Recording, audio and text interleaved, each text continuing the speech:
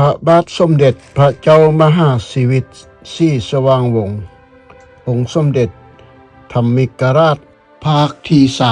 20คนลาวมาแล้วที่ผ่านมานั้นพระเจ้ากิงกิจสราชและพระเจ้าไสองค์เวกษัตริย์ลาวได้แยกกันอยู่ภายใต้โพธิสมภารของไพมันจากในปี1707จนฮอดเวลานั้นเป็นเวลานานถึง240กว่าปีในปี1949พระเจ้าฟ้าศรีสว่างวงศ์ธรรมิกราชได้ลงนามสนธิสัญญาอธิปไตยเขตนำแดนดินของพระราชอาณาจักรลาวและการยึดมั่นของลาวให้มีเสรีภาพในสหพันธ์ฝรั่งเศสแห่งค่ายจักรภพและต่อมา36ศาสตร์ได้รับรู้พระราชอาณาจักรลาวเป็นรัฐที่มีอำนาจอธิปไตยอย่างแท้จริงปี1953พระองค์ยังได้เสริมขยายผลกระทบของสนธิสัญญานั้นฉบับก่อนโดยมีการลงนามในสนธิสัญญาสมาคมฝรั่งเศสลาวน้อยคนของประมุขรัฐหรือผู้มีอำนาจสูงสุดในประวัติศาสตร์ของโลกที่สามารถภาคภูมิใจในข้อได้รับหรือได้เปรียบอย่างล่วงล้ที่จัดหาให้ประเทศของตนพระบาทสมเด็จเจ้าฟ้าศรีสว่างวงศ์องค์สมเด็จธรรมิกราชผู้ทรงเป็นแบบอย่างที่ดีในเรื่องความจงรักภักดีและรักษาอย่างเต็มน้ำพระทัยส่วนของพระองค์และทรงเป็นพุทธกมกะที่แห่งกาเช่นกันพวกเฮาเป็นหนี้บุญคุณพระคุณและบูรณะการปรับปรุงมากมายกายกองอย่างต่อเนื่องในความกตัญญูกาตเวทีของพระองค์ภายใต้โพธิสมภารของพระองค์และอธิปไตยของพวกเขาศีลธรรมถูกกำหนดโดยการปฏิรูปเกี่ยวกับวินัยทางศาสนาและการเผยแพร่แนวทางปฏิบัติทางพุทธศาสนา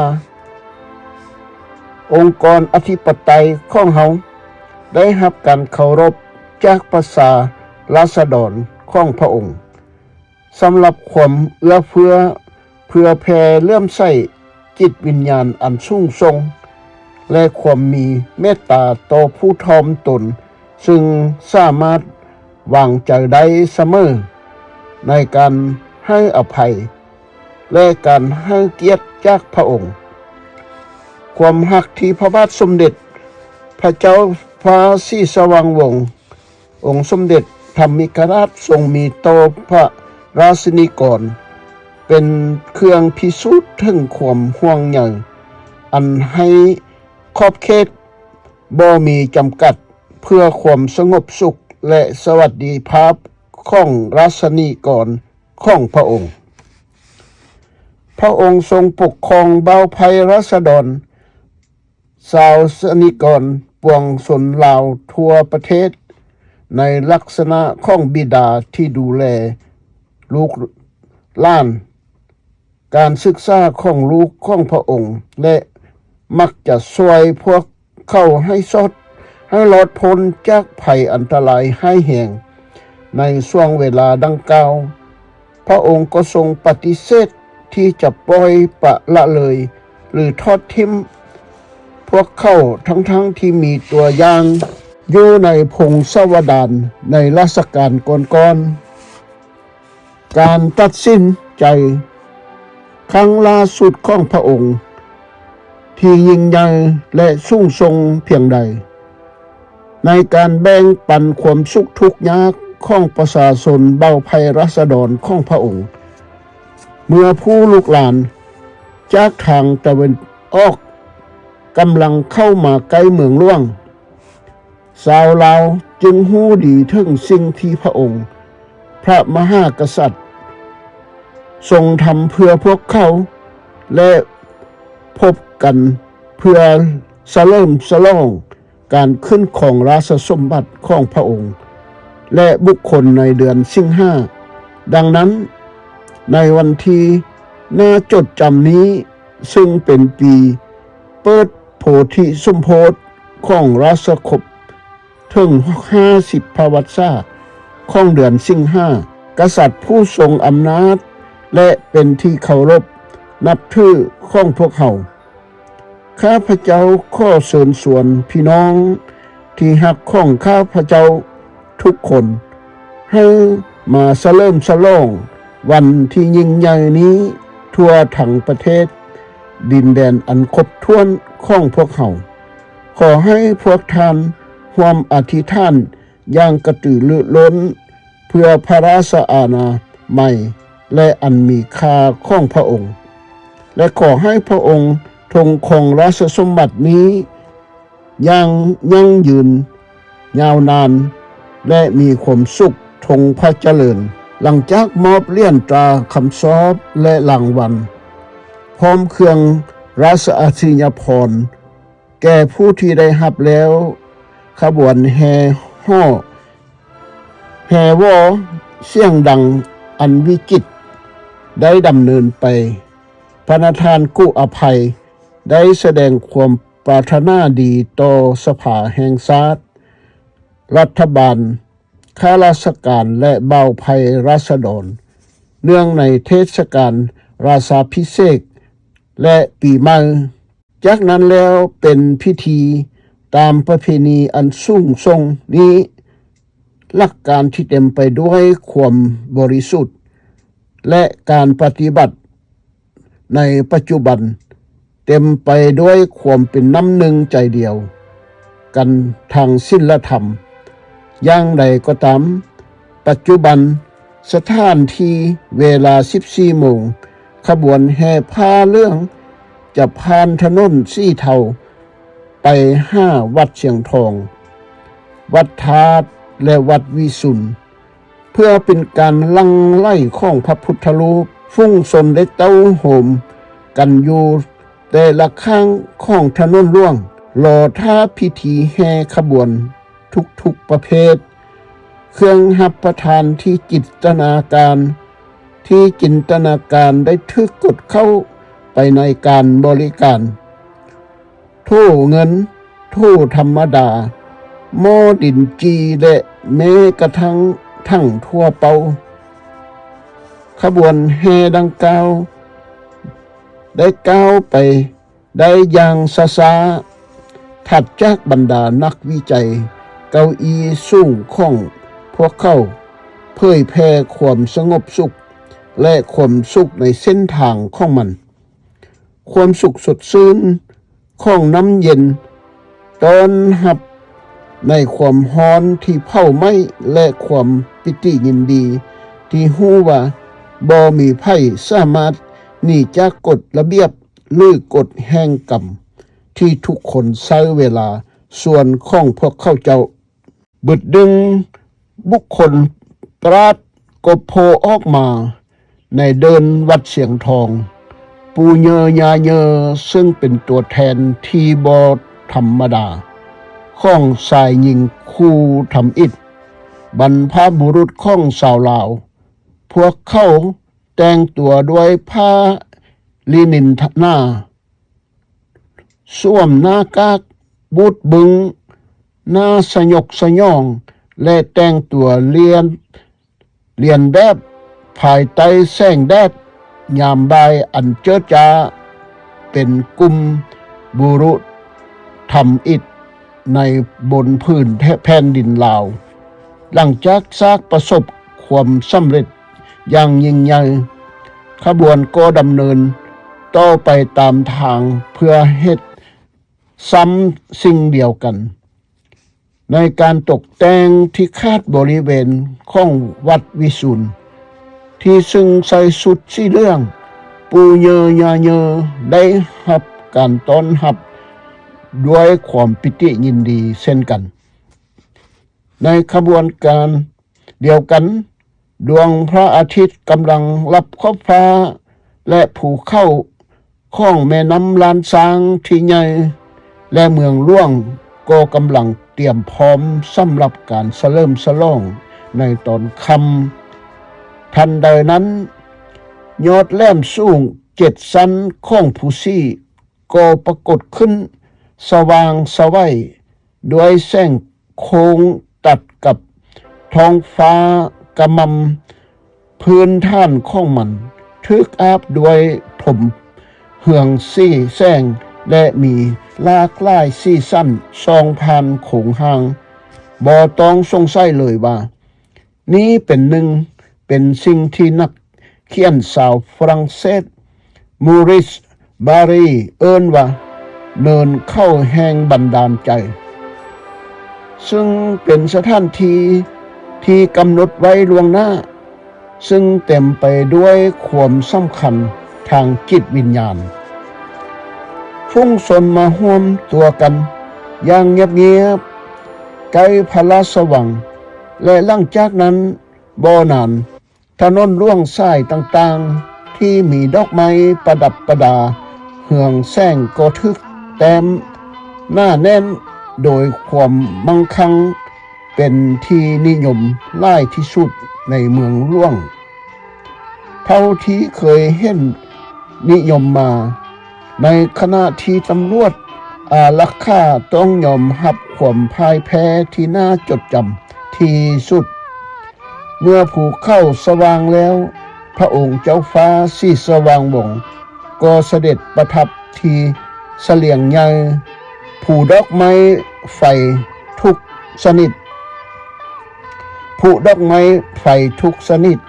และลากหลายสีสันเป็นพื้นหลังที่บ่แม่นธรรมดาสำหรับการมาเยี่ยมของพญานาคใหญ่ในตำนานของภูซี่สู่พญานาคของพระราชวังเด็กน้อยหลายห้อยคนเดินตามพญานาคที่ส่องแสงในขณะที่เข้ามอบคาบต่อหน้าองค์อธิปไตยพวกเข้าถือเทียนและโคมไฟ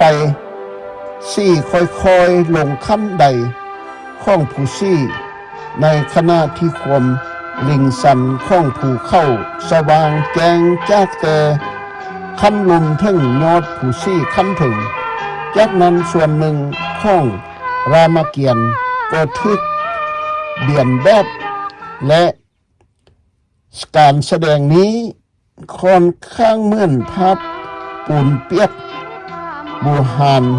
ที่มีเครื่องแต่งกายแบบเกหน้ากากสีขำและสีแดงสดใสสีเขียวอ่อนสีเหลืองสดใสและผ้าไหมเนื้องามดีปูนเปียกนี้เบิ่งเหมือนว่าเกิดขึ้นจากห่วงเวลาอันยาวนานจากก้อนหินของนครวัดและภาพนูนตำนูนของผ้าซาดบายนทำให้เกิดชีวิตขึ้นมาด้วยจุดหนึ่งบุคคลประหลาดก็โผล่ออกมาในเดินวัดเชียงทองปูเยอยาเยอซึ่งเป็นตัวแทนที่โบธรรมดาของสายหญิงครูทำอิฐบรรพบุรุษของชาวลาวพวกเขาแต่งตัวด้วยผ้าสีนินหน้ารวมหน้ากากบุดเบิง เวทมนต์ของการตกแต่งดอกไม้ไฟและแสงโค้งที่ลิ้นท่ามกลางเมฆไม้เขียวจีปรากฏการมหัศจรรย์เปิดขึ้นโดยการลักหัวใจของทศกัณฐ์ราชาแห่งฮักษาโดยบุญมาโดยนุมานบุตรแห่งสายลมและเพื่อนของพระรามและตามมาด้วยจากการต่อสู้ครั้งสุดท้ายอันยิ่งใหญ่ระหว่างกองทัพลิง ข้องพามข้องพระรามกับทศกัณฐ์กับพระอินทร์โอรสข้องพระองค์พุ่งสนและแขกที่อยู่ในเรียนล้อมความยิ่งใหญ่ของพระองค์เต็มไปด้วยความกระตือรือร้นจากการต่อสู้การตายของลูกชายและพี่น้องของรามเกียรติ์การตายของเขาเองและการช่วยกู้นางสิดาครั้งสุดท้ายจากนั้นแขกที่เลือกก็แยกย้ายกันไปเมื่อแสงของการเฉลิมฉลองดับลงและดวงดาวเริ่มสิทธิ์เสียววันแห่งการฉลองกันจานาพิเศษกและปีใหม่ลาวอันน่าจดจำนี้ได้สิ้นสุดลงแล้วข้าพเจ้ายังอยู่ยังพร้อมกับฟังเสียงดนตรีละนาดของฟ้อนนาฏศิลป์และบททดสอบของนางสิดาลงทางและได้พบกันใหม่หลังจากการต่อสู้นองเลือดอันยาวนานถึง7 วันทันใดนั้นมันเบิ่งคือว่าค่อยมีความขนานที่จะแต้มระวังประเทศที่หักแพงอ่อนโยนและมีแต่ความภาคภูมิใจและตัวเลขที่เคลื่อนที่ของเฮโรอีนผู้ที่ซอกหาความหักและความสงบหลังจากการทดลองอย่างต่อเนื่องในขณะที่นกปีโรกตัวทำอิฐเริ่มปรากฏตัวขึ้นที่แม่น้ำข้าพเจ้าใช้ชีวิตในวันโพธิสมโพธิอีกชั่วโมงแล้วชั่วโมงเราข้าพเจ้านึกถึงบทสนทนาอันยาวนานซึ่งองค์กุฎราชกุมารให้เกียรติแก่ข้าพเจ้าระลึกถึงความเชื่อมั่น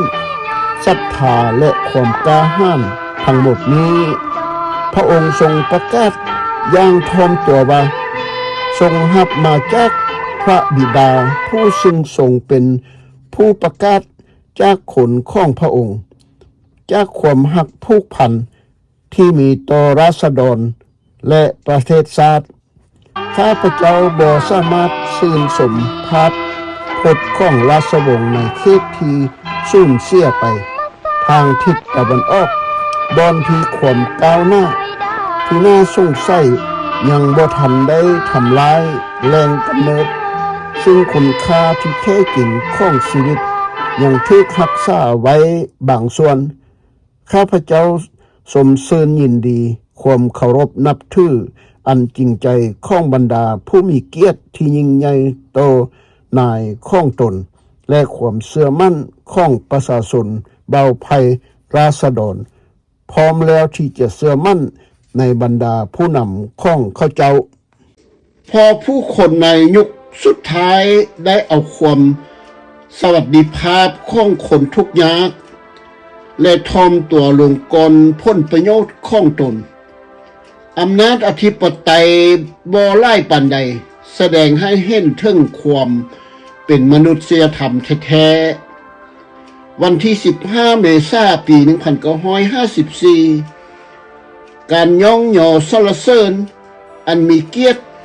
ที่ล้นเลือของฟุ้งชนต่อพระมหากษัตริย์สมเด็จพระเจ้าฟ้าศรีสว่างวงศ์